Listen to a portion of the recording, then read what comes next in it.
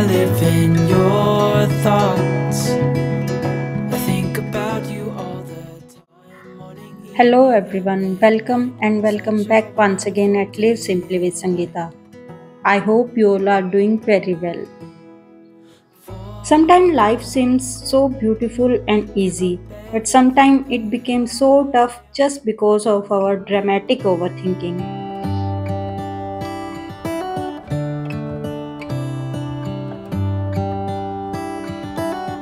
how come the stars come to shine when it's If you came from my last vlog, you remember that we have started to make a DIY table or organizer.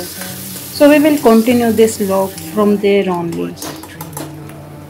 अपने DIY organiser को properly set करने के बाद मैं नीचे kitchen में आ गई थी और मैंने डिनर कुक किया था। डिनर में मैंने बनाया था वही मेरा सबसे फेवरेट और सिंपल बनने वाला कढ़ी चावल।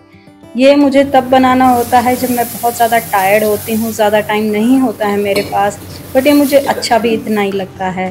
प्लीज़ कमेंट करके बताइए और किस किस का फेवरेट फूड है ये। always keep on pouring down when it's gray outside. It really makes me wonder. Yeah, it makes me wonder. It really makes me wonder. Ooh, I wonder. So this is the next morning. अब मैं छत पे आई हूँ इसको check करने के लिए, but मैंने एक जो मिस्टेक की थी, फेविकॉल लगा दिया था, टाइल साथ में चिपक गई है। इसको रिमूव करने में मुझे थोड़ा सा हसल करना पड़ा, बट इजीली हो गई ये। अब हमें करना था इसको पूरा नेल्स के साथ सिक्योर, वही मैं लगाने वाली हूँ। धूप बहुत तेज़ थी छत पर, बट ये काम मुझे करना ही था। तो जहाँ जहाँ मैंने जॉइंट में नीचे लेग्स लगाई हैं वो मैं नेल्स की मदद से सिक्योर करूँगी। बहुत ज़्यादा आसानी से तो नहीं हुआ, बट फिर भी मैंने बड़े अच्छे से कर लिया था और बड़े अच्छे से सिक्योर हो गई थी, क्योंकि फेविकॉल से हम नहीं सोच सकते कि ये परमानेंट रहेंगी, तो कभी भी गिर सकती हैं। तो ये देखिए अब तैयार हो गया है हमारा बेस, ऑलमोस्ट स्टर्डी हो चुका था ये। बस हमें लगानी थी इसके ऊपर ये जो टाइल थी हमारी।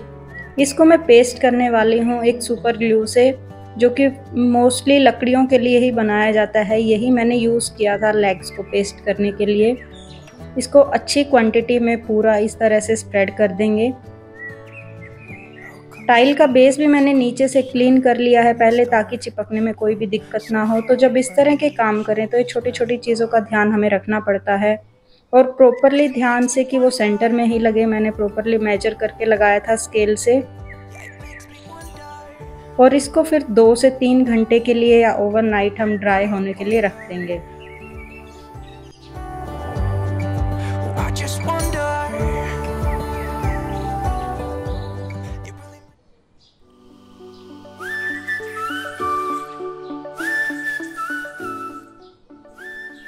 And now we came after 2-3 days. बीच में मुझे टाइम ही नहीं मिला इस पर ध्यान देने का।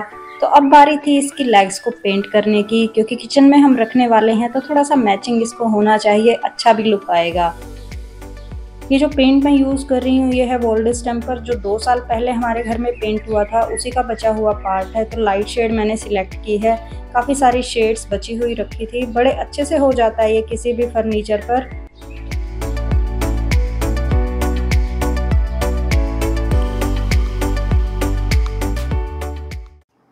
And now it's the turn to set our kitchen. But before that I just want to clean my brass utensils. तो मैंने हाल ही में ये पीताम्बरी पाउडर है, इसको परचेज़ किया है। फर्स्ट टाइम यूज़ कर रही हूँ मैं, तो मुझे खुद डाउटफुल थी कि पता नहीं कैसा निकलेगा, क्योंकि इससे पहले मैं लेमन और सॉल्ट की मदद से ही क्लीन करती थी। क्लीन तो इसने बहुत अच्छा किया, बट मेरे लेमन और सॉल्ट से भी बड़े अच्छे से क्लीनिंग हो जाती थी। तो I am not that much impressed, but still आप लोग एक बार ट्राई करना चाहते हैं तो इसको ज़रूर कर सकते हैं। तो बाकी का जो बचा हुआ था मैंने एक बॉक्स में डाल के रख दिया है। आपको दिखा रही हूँ किस तरह से क्लीन हुआ है, लेकिन बाद में काफ़ी अच्छे लग रहे थे बर्तन। ये देखिए बड़े अच्छे से क्लीन हो गए थे। तो जब भी आपको काउंटर टॉप को सेट करना होता है या कोई नया ऑर्गेनाइज़र लगाना होता है, तो सबसे ईजी स्टेप होता है आप एक बार सारी चीज़ों को रिमूव कर लें, इस बहाने आपकी थोड़ी सी साफ़ सफाई भी हो जाती है। तो वही मैंने किया है, मैंने क्विक वाइप कर दिया था नीचे के काउंटर टॉप को और साइड की टाइल्स को।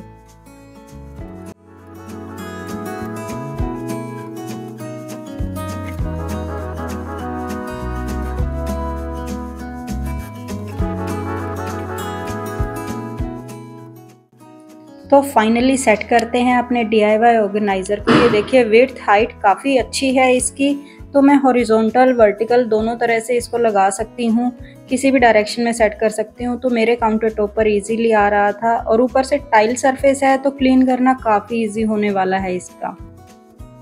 तो सबसे पहले मैंने अपना एयर फ्रायर सेट कर दिया है और इसमें कोई भी दिक्कत की बात नहीं है, ये आसानी से हर एक वेट को सहन कर रहा था। ये देखिए बड़ा ही स्टर्डी था, अच्छे से तैयार हुआ था। बट आटा मशीन को मैं नीचे ही रख रही हूँ क्योंकि ये वाइब्रेट बहुत ज़्यादा होती है जब आटा बनता है, तो मैं नहीं चाहती कुछ भी मिस हैपनिंग हो। इसमें ग्रिप भी हैं और साइज़ भी ये थोड़ा सा बड़ा था जो मेरा नया ऑर्गेनाइज़र था उससे, तो इसीलिए मैंने इसको नीचे रखना ही ठीक समझा। और अगर आपको याद हो तो मेरा एक वो लंबा सा रैक था जो प्लास्टिक का वाइट का, उसकी मैंने एक शेल्फ़ निकाल ली है। एक्चुअली उसकी मैंने सारी शेल्फ़ रिमूव करके रख दी हैं, तो उनको मैं कहाँ कहाँ यूज़ करने वाली हूँ आपको आगे आने वाले वीडियोस में दिखाई देगा। इस तरह से मैं इसको यहाँ रखने वाली हूँ जिससे मेरे सारे स्नैक्स के बॉक्सेस भी आ जाएँ, प्लस मुझे क्लीन करने में भी आसानी रहे। अगर हम कोई भी चीज़ ऐसे फिक्स रख देते हैं तो फिर काउंटर टॉप को क्लीन करना बहुत मुश्किल हो जाता है। बट इस तरह की रिमूवेबल चीज़ें अगर हम यूज़ करते हैं तो काफ़ी नीट एंड क्लीन बना रहता है हमारा काउंटर टॉप। और नीचे की तरफ अभी भी बहुत सारा स्पेस था, तो मैं चाहे जितनी चीज़ें रख सकती थी और ऊपर की तरफ भी काफ़ी जगह बाकी थी। तो नीचे मैं रख रही हूँ एक छोटी सी बास्केट, ये सारे किचन टॉवल्स, एप्रन वगैरह जितने भी किचन से रिलेटेड क्लॉथ हैं वो मैं इसके अंदर सॉर्ट आउट करके रख दूँगी। चाहे तो इसको ऊपर भी रख सकते हैं, बट मैं इसको नीचे रखने वाली थी क्योंकि ऊपर के लिए मैंने कुछ और प्लान किया था। तो इसको नीचे रखने के बाद भी काफ़ी अच्छा खासा स्पेस था। और यहाँ पर प्लेस कर रही हूँ मैं मेरा मिक्सर, क्योंकि इसकी ज़रूरत मुझे बहुत ज़्यादा पड़ती रहती है। तो जितने भी इलेक्ट्रॉनिक्स चीज़ें हैं सब एक ही जगह आ गई हैं, प्लग के पास हैं, तो मुझे यूज़ करना, इनको मेंटेन करना काफ़ी इजी रहेगा। बट स्टिल मेरे पास काउंटर टॉप पर काफ़ी सारा स्पेस था। अगर मैं नीचे की तरफ रख के कोई भी चीज़ तैयारी करना चाहूँ तो वो भी कर सकती थी। साथ ही मैं रख रही हूँ मैं एक प्यारी सी ट्रे, क्योंकि मैं यूज़ में लगाने वाली हूँ ये ब्रास के ग्लास। आई थिंक ब्रास ही बोलते हैं, अगर मैं रॉन्ग हूँ तो प्लीज़ करेक्ट कीजिएगा मुझे। तो इनको मैं यूज़ करने वाली हूँ अब से, क्योंकि जनरली कोई भी किचन में आए तो ये सामने दिखाई देंगे, तो मोस्टली सभी इनको यूज़ कर पाएंगे। तो ये देखिए हमारा इस तरह से स्पेस मैंने अभी तक का ऑर्गेनाइज़ किया है और अभी भी काउंटर टॉप पर काफ़ी स्पेस है, तो यहाँ रख के हम कोई भी अपनी कुकिंग की तैयारी कर सकते हैं इजीली।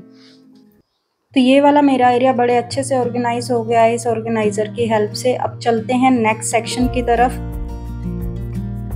तो ये वाला जो मेरा वाइट रैक है इसको मैं रख रही हूँ इस बार गैस के राइट साइड में, क्योंकि इस तरफ राइट हैंड से हमें बहुत ज़्यादा यूज़ करने की ज़रूरत रहती है ये सब चीज़ें। तो जो मोस्ट फ्रिक्वेंटली चीज़ें हैं, T, coffee, sugar, salt, paper वगैरह, वो सब मैं यहाँ रख रही हूँ। तो ये देखिए अभी तक किचन का लुक इस तरह का लग रहा था। कॉर्नर को मैंने छोड़ दिया है क्योंकि यहाँ पर मैं बर्तन साफ़ करके रखती हूँ और थोड़ा सा ओपन स्पेस होना ज़रूरी भी है किचन में। और बाकी किचन का लुक अभी तक ऐसा आ रहा है, काफ़ी क्लीन और मैनेजेबल हो गया है। और जितने भी मेरे इक्विपमेंट्स थे वो भी अच्छे से ऑर्गेनाइज हो गए हैं। अब बचा था ये कटलरी बॉक्स, इसको भी मैं यहीं रख दूँगी साथ में। इसका कलर जो वाइब्रेंट है मुझे बहुत अच्छा लगता है। तो ये देखिए किचन में बड़े अच्छे से मैच करता है ये। तो ये है हमारी किचन का फाइनल लुक। आई होप आप लोगों को भी ज़रूर पसंद आया होगा ये मेरा आइडिया। घर पे रखी चीज़ों से आप भी इस तरह के ऑर्गेनाइज़र इजीली बना सकते हैं और अपनी बनाई चीज़ अच्छी भी बहुत लगती है।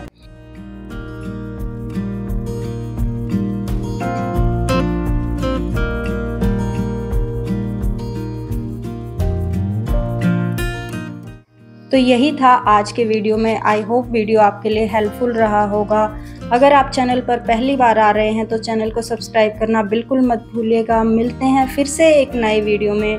Till then take care, bye and have a nice day everyone.